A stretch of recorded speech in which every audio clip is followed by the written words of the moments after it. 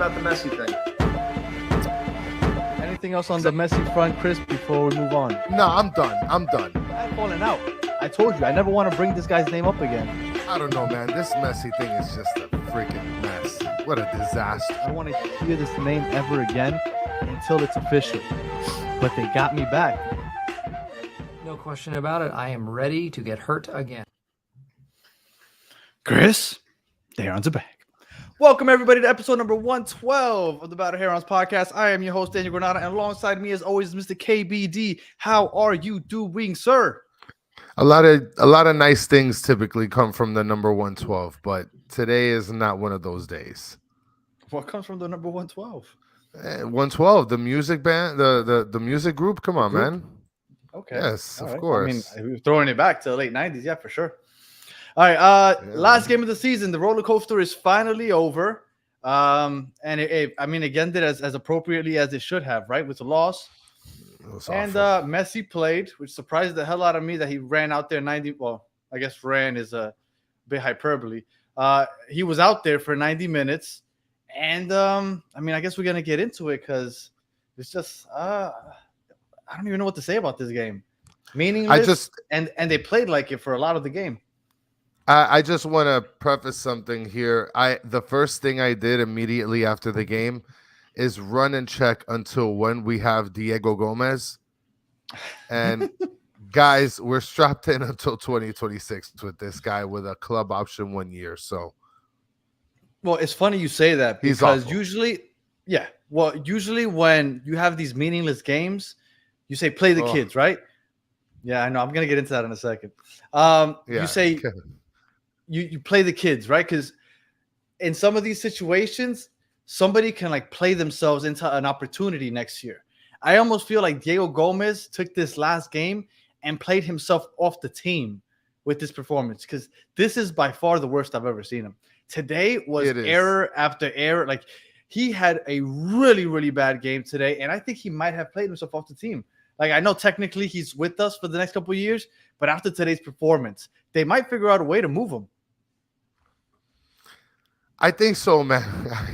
It was awful. It was. Did you upload the starting lineup, by the way? I'm gonna do that. I'm gonna do it for you right now. Yeah. Okay. So, well, I guess while you work on that, because I was gonna do that, but while you work on that, I thought that this was absolutely awful. It was an awful game. I mean, Diego Gomez. What are we doing with him as a left wing? Other than that, I mean, Dos Santos. Let me tell you, I actually have a lot of praise for Dos Santos in terms of his footwork. Like, if we can combine Dos Santos's footwork with everything else, Drake Callender, I think we'd have the best goalie in the world. I mean, maybe I'm. I didn't think he was that great. I didn't think he was bad. I will tell you that I think Drake stops that shot that he let in. Oh yes, yeah, for sure. And a lot of people said the same thing, and I believe the same thing. That's absolutely true. And like I was mentioning earlier with the comment that you wanted to go over later, Kevo Dan just chimes in. Alba is now not unbeaten now, so we'll probably go over that in a little bit. Well, yeah. I mean, look at this. We're ready to fire our backup goalkeeper. I thought the same exact thing once we lost. I was like, God damn it! They let Jordi Alba in the game late in the second half because I kind of enjoyed the whole, we haven't lost with Jordi Alba on the pitch. I mean, we still haven't lost with him starting, so I still got that. But it was all in good fun while it lasted. And I mean, in all actuality, before we get into the details of the game, can we just celebrate the fact that nobody tore an ACL or an MCL or a CDL? Yes. Well, we all said that was the goal, right? Let's make sure that we get out of here healthy, and we did. But I'm assuming for you and most people watching, it felt like Inter Miami was kind of just going through the motions in the first half. Like it was really, really bad. Like it didn't seem like anybody really cared. Well, you want to walk through the from beginning to end here? You want to go ahead and go through that? Let's go. Well, here we go. Danny starts off with the starting lineup, which, I mean, Dos Santos starting, I kind of get it. Starting at goalkeeper, but yeah, go ahead, Danny. We finally saw La Noche jerseys. Yes, absolutely. How nice That do was they look? phenomenal. Like, I understand we play like dog shit, but like, how nice did we look out there? Like, I love the pink jersey, but man, this is a nice jersey. I'm really glad that they finally got this out on the pitch. All right, I'm sorry At to least interrupt. we Go ahead. now, I at just least we know I noticed with the black starting with the 11. black, and that's dope. And I think that we finally have a real picture with Messi in a black jersey, so that's good. Uh, Gomez playing left wing, I thought was automatically awful. I don't care if Joseph's not here, if Robert Taylor's not here. What are we doing with Gomez? There's other options. Farias didn't even see the freaking field, man. Stefanelli didn't even see the freaking field. I mean, what in the world were we doing with that? So that just blew my mind. Kremaki, Gregory, and Busquets, I mean, I guess that's pretty typical. Back four, same thing, pretty typical. Just the whole Gomez deal. Like, what are we doing? What are we doing with that? I just don't get it. I think he was giving the same thing. I think he was giving Gomez and Kremaki an opportunity to kind of switch during the game of play, the play of game. Well, yeah, I don't know what I just said, but yeah, you get what I'm trying to say. So yes. They were giving them an opportunity to switch back and forth and kind of hold down that left side, but they both played horribly. They both had a bad game. And then Noah Allen, unfortunately, couldn't pick up the slack back there when he has Kremaki and Gomez in front of him. The left side was just dead. Messi, I didn't want Messi to play today, right? I made that very clear. But when I saw Messi and the way he was walking around the first half and how I didn't know if he wasn't trying to put himself in positions to get the ball or if they just couldn't find him. But I thought to myself, he might have just done this because he was like contractually obligated to. Because the way he was playing in the first half, it looked like he didn't feel like being there. Like that wasn't regular. Now in the second half, it changed. But in the first half, I was like, he might have just literally gone out there and said, I'll walk around for 90 minutes if that's what you want me to do. Because that's what it looked like. The first half was just brutal from everyone. Well, let's just hypothetically say that happened, right? I mean, how awful would that be? Is there any reporter out there that's going to crack the code and break the news? Because that would be god awful if he was to have been paid to be able to, and yeah, somebody mentioned also that he's probably scared of getting injuries. Well, I don't blame him. I mean, like I told you, whenever it was that we recorded last, and we showed that highlight of that play that he had against Peru, where he kind of broke the guy's ankles twice. I was like, he's not doing that on turf. Because your knee or your Achilles, something can blow out if your cleat gets stuck in that turf. Forget about it. And it looked like he was very timid and kind of he's playing very cautious, right? He's like, I'm not gonna get injured. And then here Tank wrote he didn't see them keep that information that they never keep that formation. It was more like a 4-4-2, right? I think that it was a 4-4-2 with Campana and Messi up top. That's what I think it was more or less during the game. But you did see that Kremaki and Gomez had the option to kind of flip back and forth. One would move out to the outside, the other one moved to the middle, but they were both garbage, so it didn't matter who was playing where because nothing was happening. But I will tell you, Gomez looked so much worse because I felt like Gomez, I don't know if it's a good thing or a bad thing that he would find himself in positions to make plays, right? Because people don't realize that in football, soccer, that's part of the game, right? Mentally, you need to be able to position yourself well. So he was obviously getting into positions to create a play, but he always messed it up. So do you think that's a good thing or a bad thing? Can he improve on this? Because obviously he's finding himself in positions to do something. He just doesn't do anything. Look, I think he's awful in passing. He's awful in scoring attempts. Offensively, he just doesn't look great. Defensively, he's a dog, and I get that. I think he's also a maniac when he's on defense. He is a maniac. He's a dog, but he's a maniac. I see him as more of an equivalent of Gregory than I see Dixon Arroyo, which is funny because in reality, he's not like a CDM, but that's what I see in terms of like comparison between Arroyo and his name just escaped, Diego. So other than that, offensively, he's a disaster. Ben Krem is better offensively. Oh, yes. I mean, Diego was falling back on defense, almost playing with the back four sometimes. I thought to myself, what the hell are you doing back here, buddy? You need to be over there trying to make something happen. But he's a box-to-box midfield. That's what they sold him as, right? And he obviously has the motor to do that. He just doesn't do it well when he gets the opportunity to create a play. And Sean Callahan just said that Franco Panizo reported that Joseph isn't coming back next year. We all kind of figured that, but I guess maybe it's official now. I haven't seen the report myself, so we're just going off of the comment from Sean Callahan. Apparently, Joseph isn't coming back. But like I said, we all figured that. And we all figured that Luis Suarez is coming in to replace him. This can't be true, right? Correct. Cohen is mentioning that Gomez got a 7.1 in SOFA score. That can't be. I mean, it could be true, but like if it is true, that's awful. That's awful. Well, that's why I think that's awful. An amateur fan talking on a podcast because obviously I don't know what I'm talking about. Here, I just got on Who Scored, and they also rate the players, and he got a 6.8 here. I mean, his work rate is obviously great because he's all over the place. I don't know if that's what they go by, because if they go by the eye test, definitely not a 6.8. He whiffed on a bunch of opportunities. He was constantly giving the ball away, bad fouls. I don't see it. I really don't. Yeah, no, I don't see it. I don't see that either. And he was awful. I mean, talking a little bit about the game, right? They scored on us on the 14th minute. It seemed like Kamal Miller moved a little bit up high on, and then once they attacked us, the D wasn't able to push back up to be able to force them into an uncomfortable position, and they scored on us. So that's the only goal that we had all game. And then, of course, Gregory, being Gregory, gets a yellow card 4 minutes later. Like you can't time that any Gregory better. out there. It's good to see Gregory. It's amazing.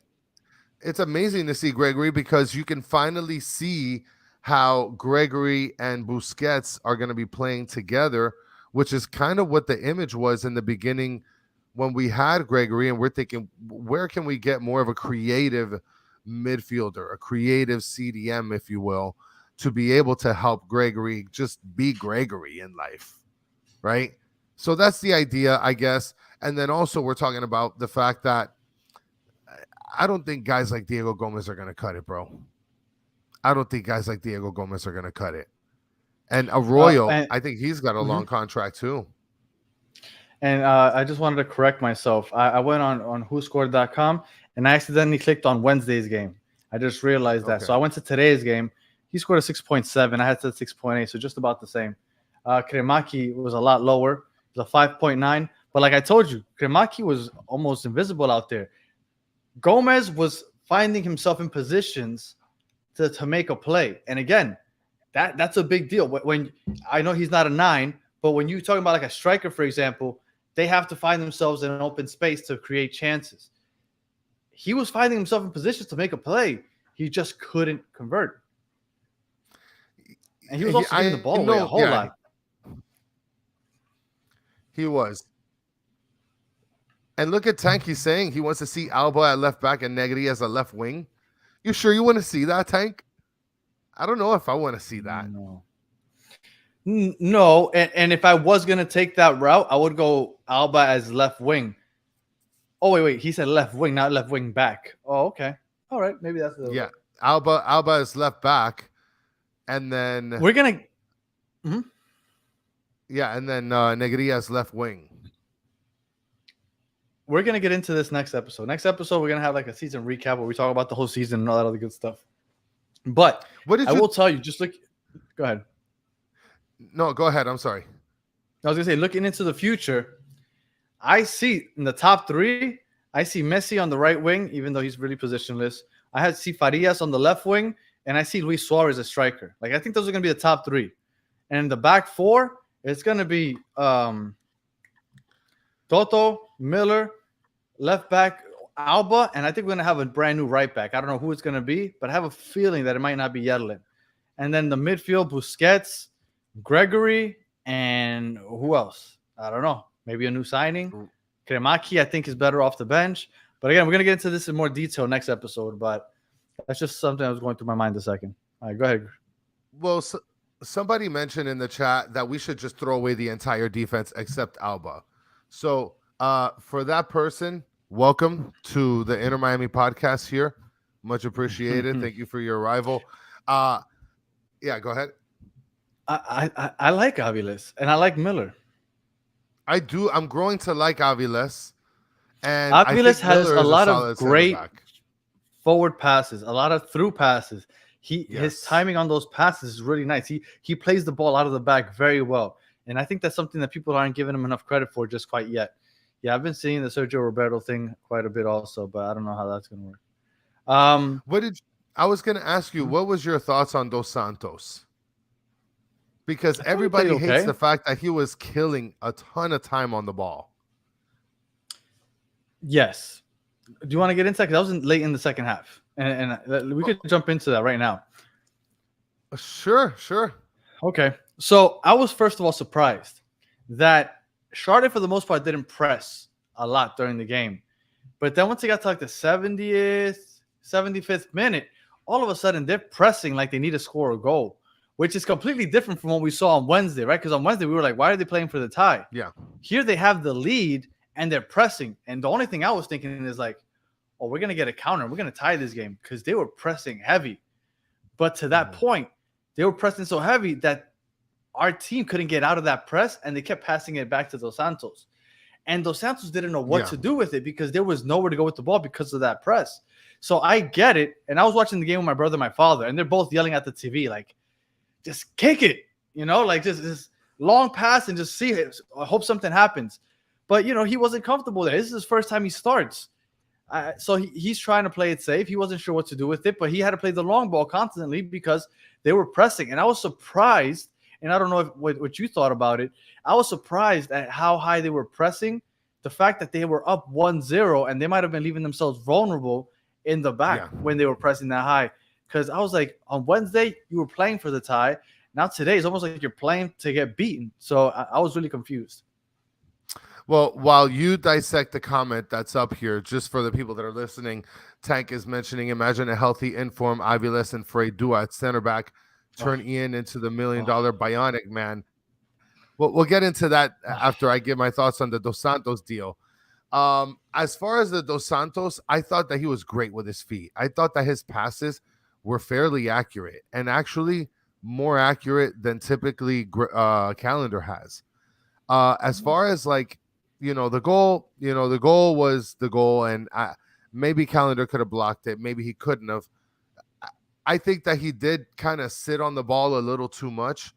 But as far as like his passing is concerned, I thought that he kind of impressed me with his passing, especially for what? This is like the first or second time that he's played this year. I think so. I'm not sure. I know it's the first game he starts. I don't know if he. Yeah, I'm not sure if he had any other appearances, but this is the first one that he starts. And you know what? Somebody just said that the game was rigged. And it's funny. I had a thought go through my mind when the players were taking the pitch before the game started. You know how the referees kind of leave them out? The referees, all three of them were wearing bright pink jerseys. And in my mind, all I can think is the fix is in. Everybody's going to say that the pink shirts won the game. And that's all I was thinking. I was like, if we win this game, everybody's going to say those pink shirts won the game and the fix was in and whatnot. Just random thought that just came to my head. I don't see Modric joining, man.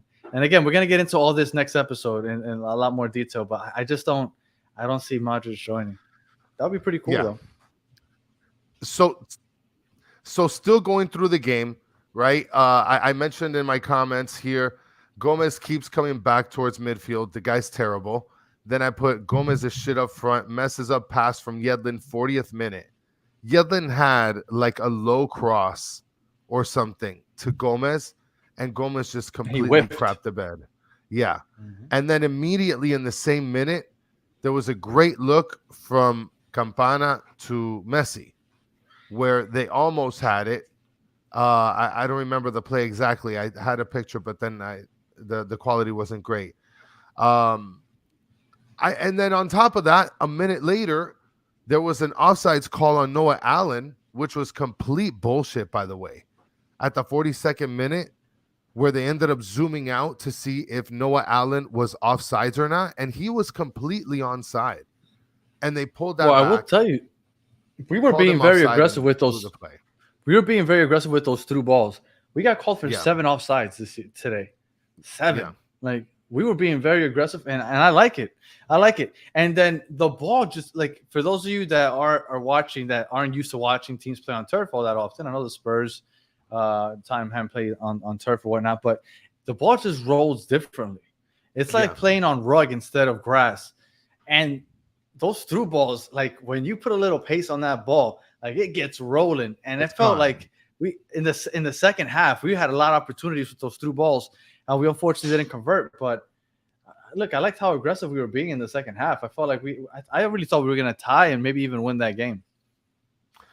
Yeah, I did think we were going to tie, especially towards the last 15 minutes, which we'll get into the second half in a little bit.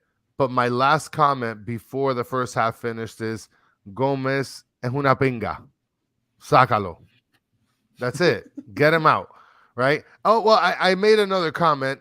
Charlotte, they were mentioning in the broadcast that the center back in Charlotte was marking Gregory, moving up so high, like playing man-to-man with Gregory, and how our team didn't notice that to be able to take advantage and just have somebody kind of skate right under to be able to get a through ball or somebody to lob it over is just I don't understand how that happened or how that didn't happen. I mean, we weren't listening to the game with the volume too high up, so I didn't hear that. But I didn't notice that either, honestly, if that was really taking place. I did notice that. I will tell you, I'm surprised at how high Gregory's pushing up. Yeah. I've always been a fan of Gregory because I feel like he's your prototypical 6. He's okay staying back, being that bulldog, that third center back when needed. But he's been pushing up a lot in these last 2 games that he's played. And that's kind of caught me by surprise also. But it's refreshing to see him out there. And I'm excited to see what he can do with Busquets next year. Well, that's what happens when you have guys like Diego Gomez playing left wing who have no idea how to perform a pass. And guys like Ben Krem who have good days and bad days. And listen, Ben Krem, I think he's going to be phenomenal for this team.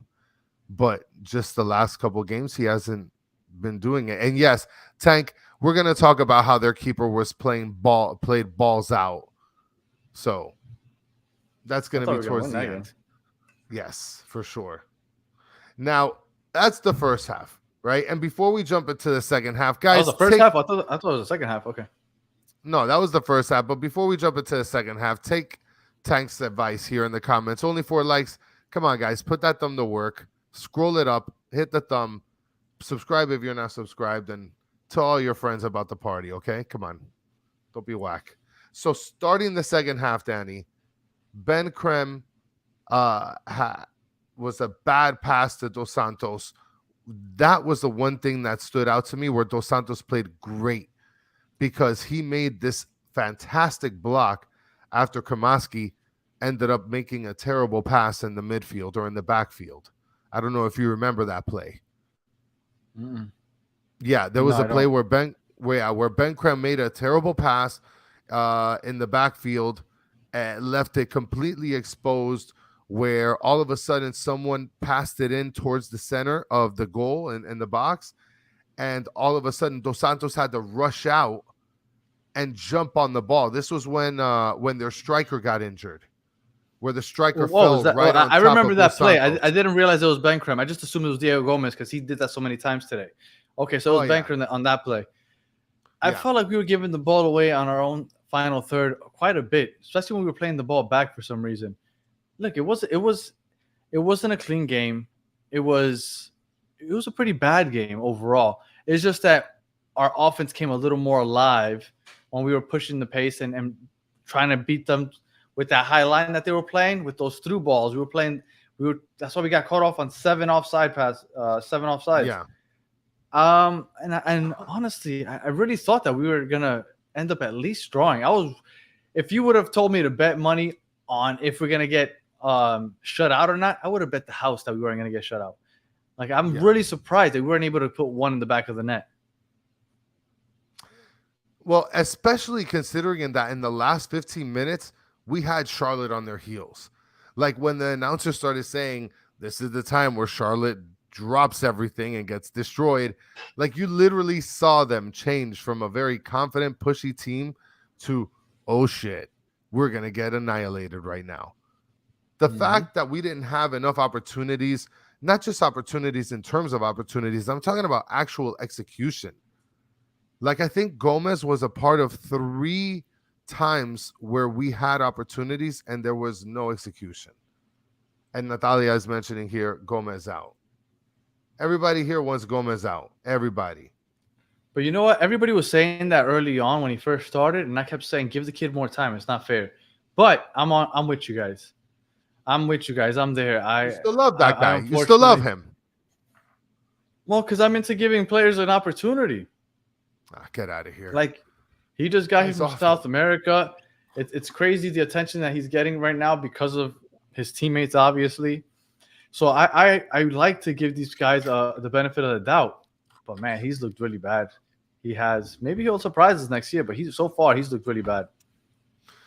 Well, the one thing I do want to look into in terms of like Diego Gomez, I'd like to look into his past stats to be able to see if he had any sort of like outstanding offensive statistics where he made like a difference offensively for his teams. Because if he didn't, then I don't know what we're signing up for with this guy. Because we have Arroyo, we have Gregory, we have Mota, right? I mean, Mota. We have David Ruiz. Mm-hmm. Okay, and like, where does Diego Gomez fit with that? Where does he fit? Because I know where Farias fits, right? And it's really forward. Farias versus and it's really Farias versus Robert Taylor if you really think about it. But when it comes to Diego Gomez, like, he's got like 5 or 6 other people that are like legitimately competing with him, if not better than him in his realm. Well, you know, it's Busquets, right? He's gonna be there every game. Yeah. And well, yes, and that's another thing. They had him playing out wide, and like I said, he was moving into the middle, and then Kremaki would move out wide. So they were interchanging throughout the game, which I kind of like that idea that they have the flexibility to do that. But like I said, he just didn't look good. I forgot what question you asked me, honestly. Or you asked where Gomez fits. Gomez, we always thought that it was either him or Kremaki getting minutes, right? But now that Gregory's healthy, that kind of kills both of them. And I was like, who's going to get minutes coming off the bench? I think that's what it's going to boil down to. I think it's going to be who gets minutes off the bench. You think that's maybe why Tata started both Kremaki and Gomez? Yeah, that's why I said it earlier. I think that he was given an opportunity to see, and he also put them in a position where it's like, look, you guys can interchange as necessary. You have the freedom to lock down this left side, and let's see who shines. And neither one of them did. And like I told you, Kremaki didn't look as bad as Diego Gomez, but I also think it's because Diego Gomez found himself in more positions to succeed, in which he didn't succeed, but he put himself in those positions. So if you look at it that way, did Diego Gomez play better because he put himself in those positions, or did Kremaki play better because he didn't look as awful? Like, I'm not like, how do you judge that?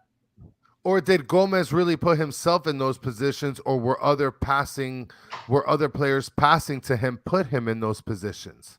Because I think if you would, I understand what you're saying. I just think that Yedlin cross that you were talking about a couple minutes ago. You talked about that Yedlin cross. Who was there to receive it? It was Diego Gomez. He put himself there. Yes. Like, I understand what you're saying, right? Like, I understand that they have to feed him the ball, but he puts him to the. Sometimes people make those crosses and there's nobody there to receive the ball. Certain players know how to put themselves in those positions. So again, I think he played like crap. If it was up to me, I would be okay with sending him off and bringing somebody else in. But I ask you again, is it Gomez putting himself in those positions that made him look so bad? Or like, who played worse, Kremaki or Gomez? I think most people would say Gomez, but it's because Gomez, we saw him on TV a lot more fair. Yes. Yeah, he was a lot closer to the other goal than Kremaki was. So yes, you would knee-jerkingly say that it was Gomez that was more awful. And going just solely based on the WhoScored.com rating, Diego Gomez 6.7, Kremaki 5.9. That's tough. Mm-hmm. But do you think that maybe Kremaki with those offensive opportunities would have done better? Because I think so. Yes, so do I. I think so. But he, I don't know. Mm-hmm. And Joey is mentioning here that Noah Allen looked freaking bad, awful player. Listen, I don't get it.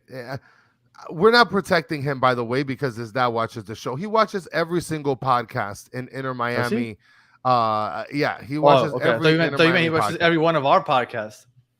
Yeah, I don't know if he does. He doesn't really chime in to the chat, but we're not giving props to Noah Allen because his pops is watching. Who was it? Was it Joey? Joey, if you want, feel free, go back because it's in the archives.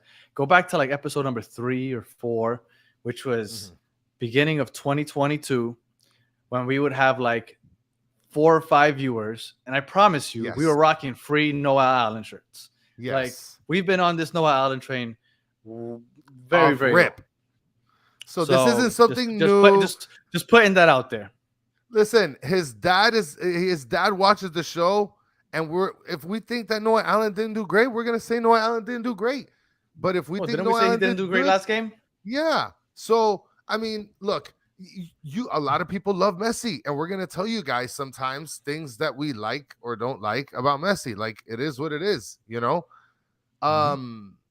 As far as Noah Allen, listen.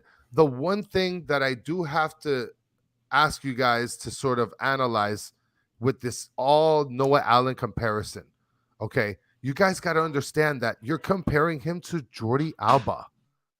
Like, you guys get that, right? We're comparing him to like one of the best left backs of our time right now.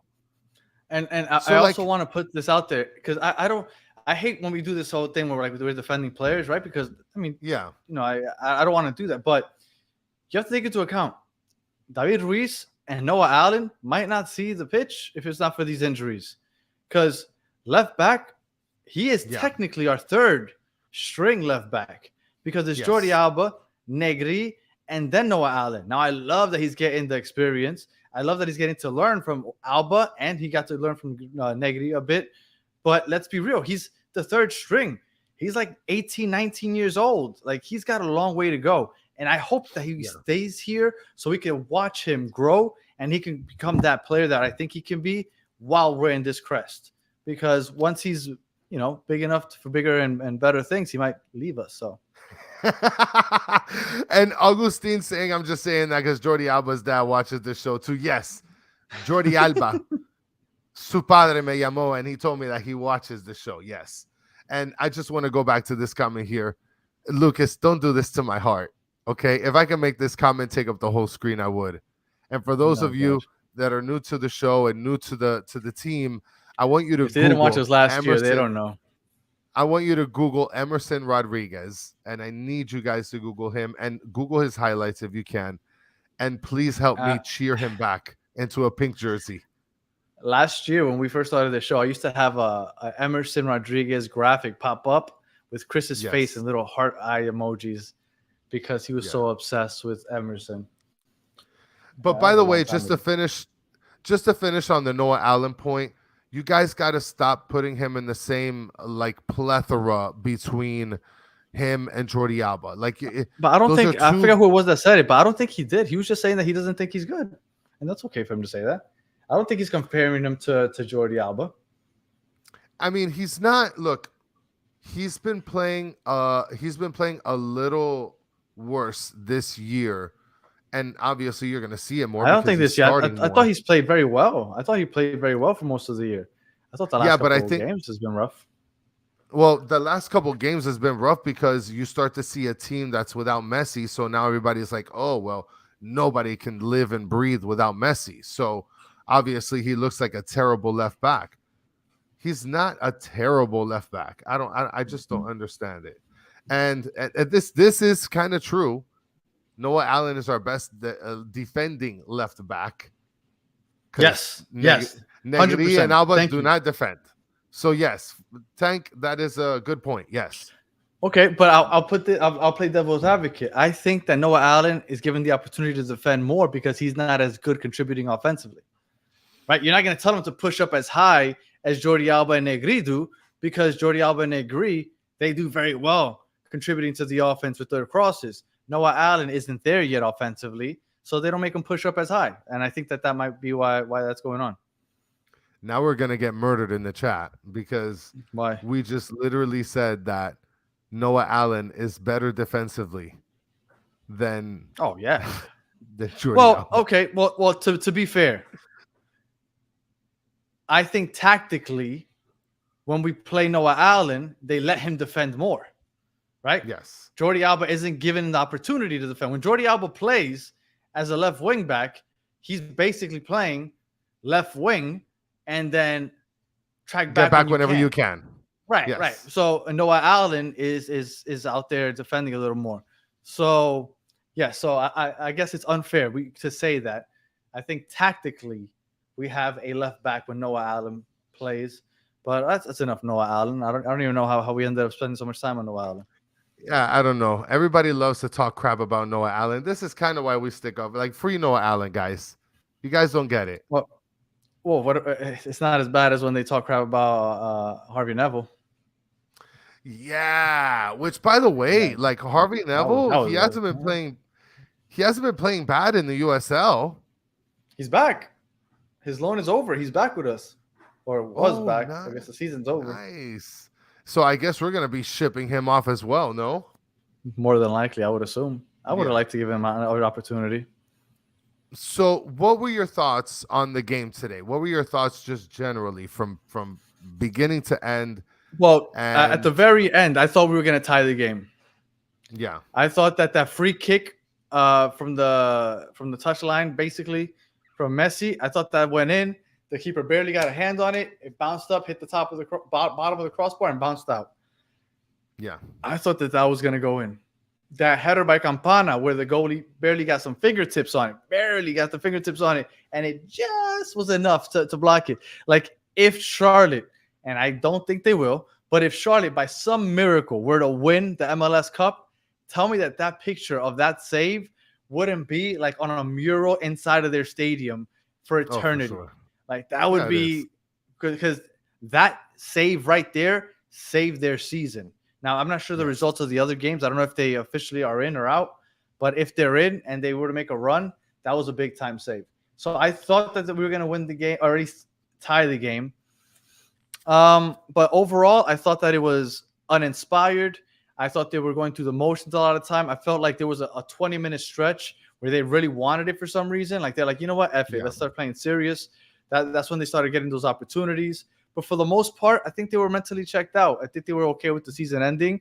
They were just trying to stay fit, and Messi was just trying to comply with whatever contractual agreements he had to end the season on Apple TV so he could finish his last episode of the documentary or whatever, because I can't see why else he played today. Let's be real. Let's be real. Yeah. Why have Messi play there if you're not even going to have Drake Callender? Like, if you want to win, you have Drake Callender out there. Yeah. Once Drake Callender's not out there, you don't care about winning, which I know you don't care about winning in general, but like, why have Messi playing on turf for a meaningless game? And they're like, oh, because he has to stay fit. They play in like a week and a half in China, 2 weeks. It's not like he's gonna be not be playing forever. Like, I don't know. I still don't understand why he played. I don't get it either. I thought, like you said, that it was kind of, since it's a meaningless game, they kind of went through the motions. There were a couple moments in the game where they did put a lot more effort, where possibly they could have made, a point or two. But other than that, like you said, the moment that they started Dos Santos and they started playing with the starting lineup, and I mean, right after the first half, once the second half started, if you're not bringing anybody off the bench, at that point, I know you're caking it in. You're not even worried about winning the game. Hey, I know you're a big Phil Neville stan. So, Chris, were you aware that Phil Neville was on the halftime show today at the EPL or for the EPL? That's what Mr. Krabs is saying. Absolutely not. Absolutely not. I did not know that. Now, that makes sense. I mean, his brother Gary is big time over there for, I forgot what network it is, but he's big time over there. So I could see him getting his brother a chance to go talk over there. Yeah, probably. I think it's a good opportunity for him. Messi played to appease the fans, is what AZ Rebellion is saying. I think it's bigger than that. Yeah, maybe. I think if it was just to appease the fans, he might have came in like a sub. He would have came in as a sub, no? I Like think he's done so many times. Not starting. Ah, man, maybe. Look, everybody's making up the point that it's 60,000 people that were out there today. Yeah, maybe, but he obviously look, and I'm kind of curious to see if the chat agrees. I think he was playing to not get injured. The way he was playing, at least in that first half, he was like, "I'm not gonna get injured. I'm not gonna buck it out here." So it looked to me like he was playing. This is the most nonchalant, and that's saying a lot because he takes it easy and he kind of just walks around. This is the most nonchalant I've seen Messi play 90 minutes. But he still had some great moments, some great passes, some great plays, and you still look at him and you're like, man, I can't believe this guy plays for our team. I'm really excited for next season. Well, and Bonnie is kicking in the chat. I'm sick of all the conspiracy theories. He wanted to play. He didn't want to get injured. That's it. I mean, is it that simple? Is it that? I mean, it could be possible. I just don't understand why they played him all game. If this game was number one, meaningless, you already sold the tickets. You already have eyes on the game. Give him 50, 60 minutes and then bring in somebody else to come and play. I look, when I found out he was going to play, I really thought he would only run out there for a half hour, 40 minutes, maybe the 55th minute, like he's done so many times. I was really surprised that he was out there for a full 90. Mr. Fax is chiming in saying Gomez, Noah, Allen, Yedlin, they can't be professional football players. I mean, Mr. Fax, back in like the 90s and 2000s, we had like plumbers and like pool guys playing soccer. No, they're still considered. What, back then? Oh, you mean MLS? Yeah, in the MLS, yes. Oh, okay, MLS, yes, correct. I mean, they're considered 100%. Professional players. They're considered professional players. 100%. Yes. Right? I thought you were talking about MLS in the world. Oh, no, not in the world. I mean, if you're playing for like EPL, like you're not no pool guy. You're making good enough money that that's you why buy I was 100 surprised. pools. Yes. Yeah. And Yedlin is past his prime, Russ, which we're gonna go over Yedlin in our next show when we kind of have like a recap of everything. So yeah.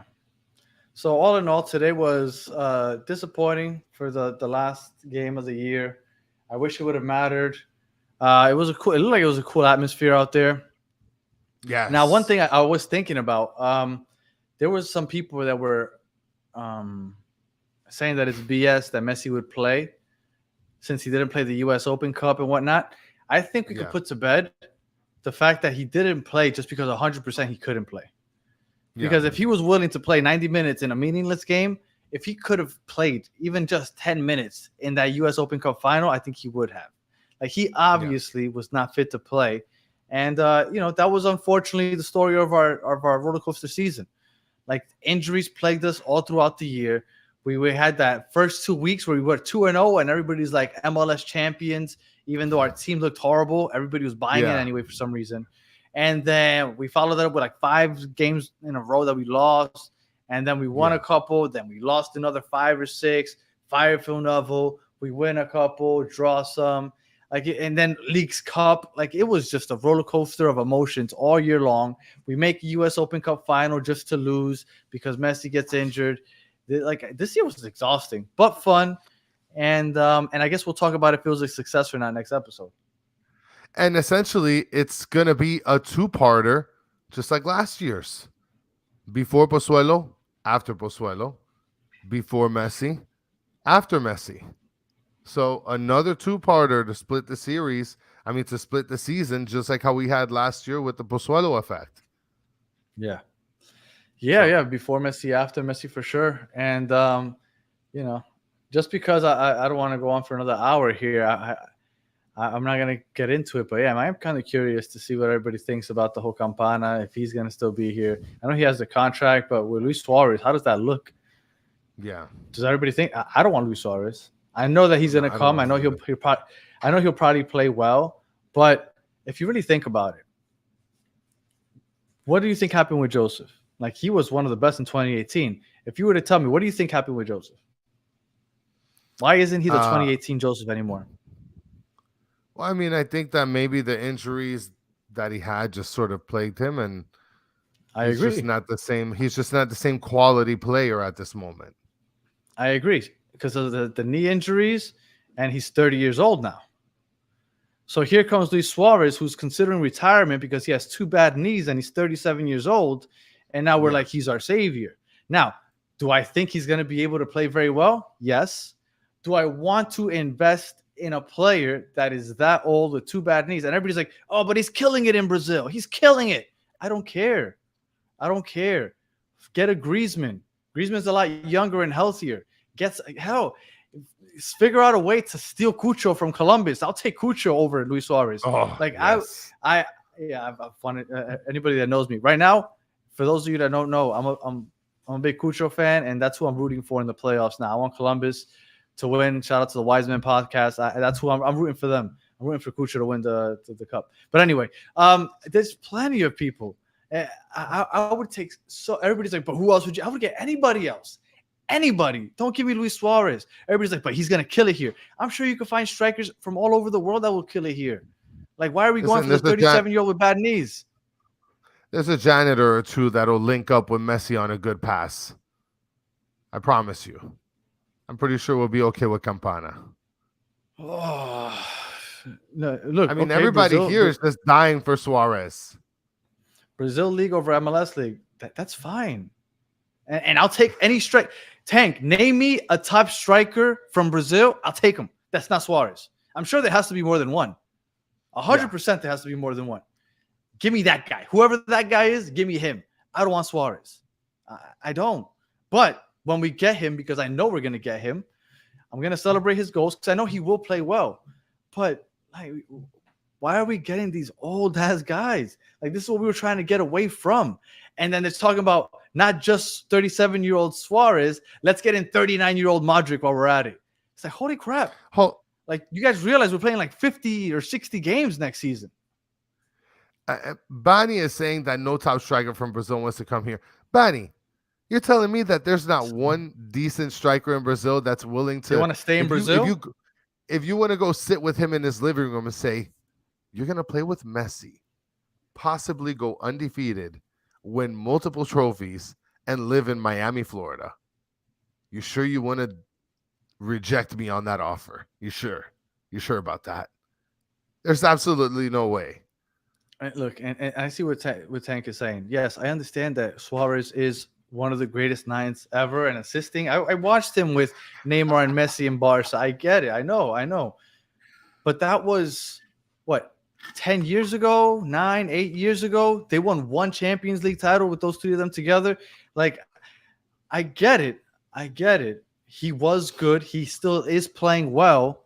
But there has to be younger, better options, or maybe just younger options that are still good. Like, why do we have to go for the 40-year-olds? And if it's because that's what Messi wants, all right, fuck it. But man, I really hope that we don't go that route, which we are. Maybe, by the way, we're definitely going that route. And maybe I'm not familiar because of my unfamiliarity with Brazil League soccer. Because Marasovic is saying yes, there's glory in Brazil. There's a lot of Brazilian players that play in the MLS, a lot of them that play in the Premier League, from what I see on FIFA. You got a couple that are playing out in Saudi Arabia for a fat bag. Okay. Is there really glory in Brazil? Like, I mean, is that what people are chasing? They want the glory? Like, I guess everybody just wants to. I mean, look, maybe I'm wrong, but I think that and this is why they're ranking on you, because you're a Nets fan. I think that if like Danny said, if we can be able to get like one of the top 8-7 strikers in Brazil, maybe better than getting Suarez. I don't know. I think you know so. Why I don't know why I thought Luis Suarez was older. Luis Suarez is only 35. Yeah, with 2 bad knees, Baba. No, I know, but I thought he was a lot closer to 40. I thought he was a lot closer to 40. How do you know he's coming in for the cheap Tony Axe? And the reason I even looked him up was because I was curious to see where he ranked among the goal scorers in the Brazilian league. He has 9 goals. Doesn't tell me how many games he's played, but he is currently 7th or 8th in the league in goals scored. I'm trying, Tony. We'll see. I'm trying.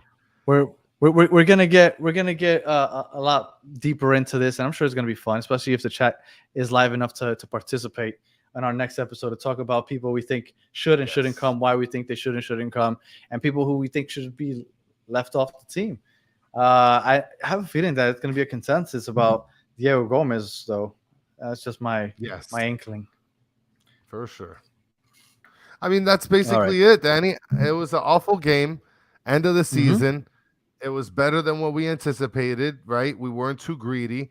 And at some point, we're going to have to go over the next season and we'll wrap this puppy up today. Suarez is, with bad knees, is still more lethal than any. Okay, but if he has bad knees, is there a chance that he doesn't play a lot? Is there a chance that he gets injured? That's my problem.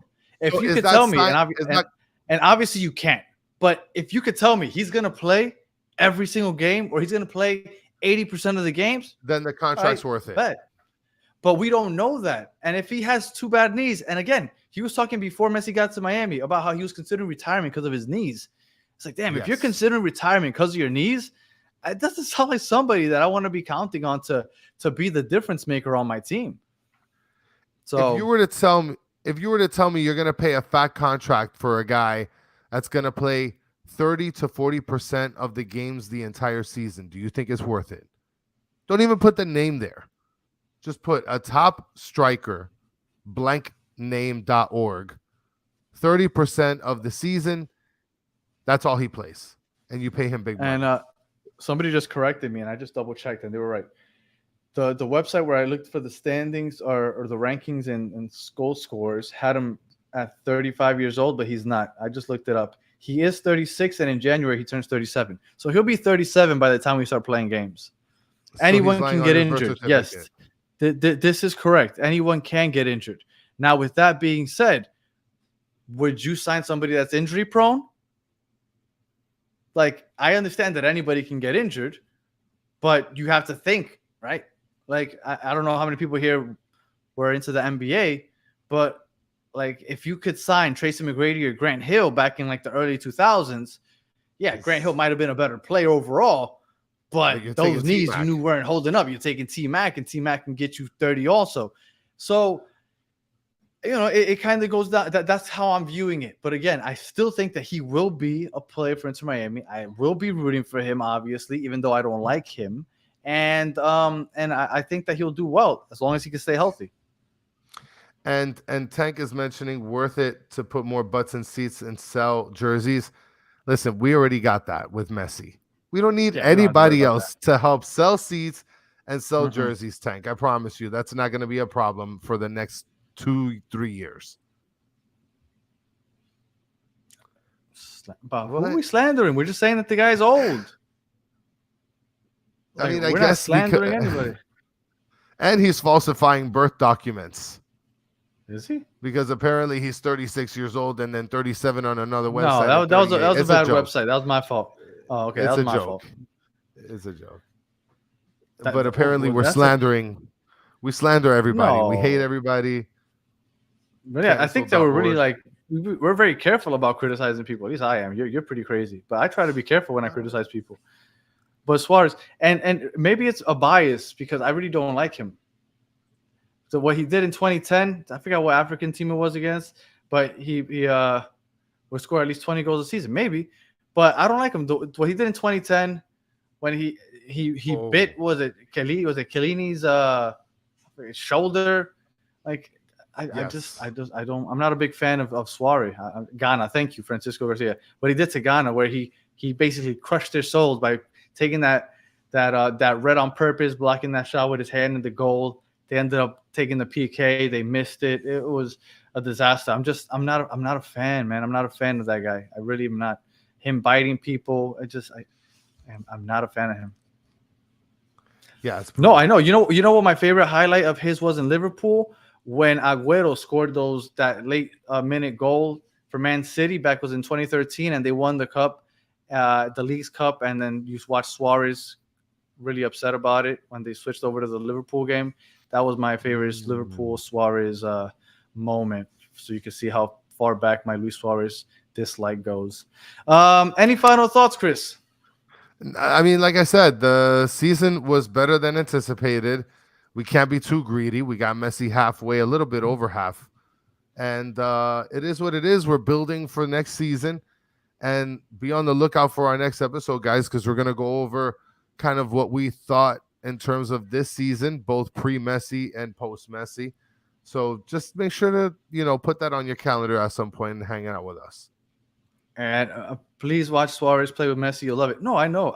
Look, I told you, I'm going to celebrate it. Nobody's doubting I'm gonna jump up and down his 20 goals or whatever it is that somebody said he was going to score 100%. And he'll probably end up with like 8 or 9 assists. I'm going to celebrate it. But until he's a part of this team, I'm still hoping that he doesn't become a part of the team. I'm hoping that we find another option. Yeah, for sure. That's just me. Well, those are my thoughts, Danny. And we're on to the next season. But before we go on, we'll break down the last season on our next episode then. Just on Suarez, who else am I judging? If anything, I criticized you guys for judging Noah Allen, for judging Harvey Neville, for judging, Diego Gomez I got on today. But I usually defend Diego Gomez. You guys kill Kromaki, I defend him. You guys kill Dos Santos, I defend him. I don't judge anybody. If anything, I'm out here defending people. I should be an attorney. I'm constantly defending all these players. I finally go ahead and say I don't want a player that's not even on the team, and now I'm judging. Come on. I mean, there's times. I'm not judging. There's times where that's what I want. I want Griezmann. There are times where we have to judge players because we have to give our opinion, right? I mean, that's it's like anybody that loves to talk sports. You're going to give your opinion. You're going to judge somebody's way of play and way of attitude playing the sport. So, that tends to happen. We just try not to be too crazy about it. So that's messed up. Look, this guy's mocking me. He said he wants Mbappe. Griezmann said he wants to come to the MLS. Now, how soon that is, I don't know. But he said he wants to come to the MLS. So I don't think Griezmann is as crazy of a thought as you may think. But look, I'll admit it. I 100% think Luis Suarez is a member of this team next year. I'm like 100% certain that it's happening. So when it happens, it happens, and I'm good with it. Like, I'll cheer for him. That's not a problem. So hopefully he doesn't, get injured.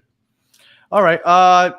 Is that it? We're done gas bagging, Chris? That's it. We're done gas bagging. Season is over. We'll go over the whole season on the next episode. Look forward to that, guys. Yeah. So we'll go over it. Maybe do some awards. We'll figure it out. We'll have some fun. And I don't know if that's going to come later this week or next week, but we'll definitely let you guys know on Twitter.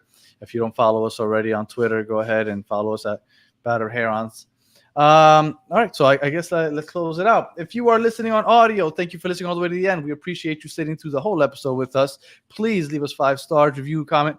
And actually, if you guys are watching on YouTube and you want to just help us out and you never listen on audio anyway, just go ahead, open up that audio app.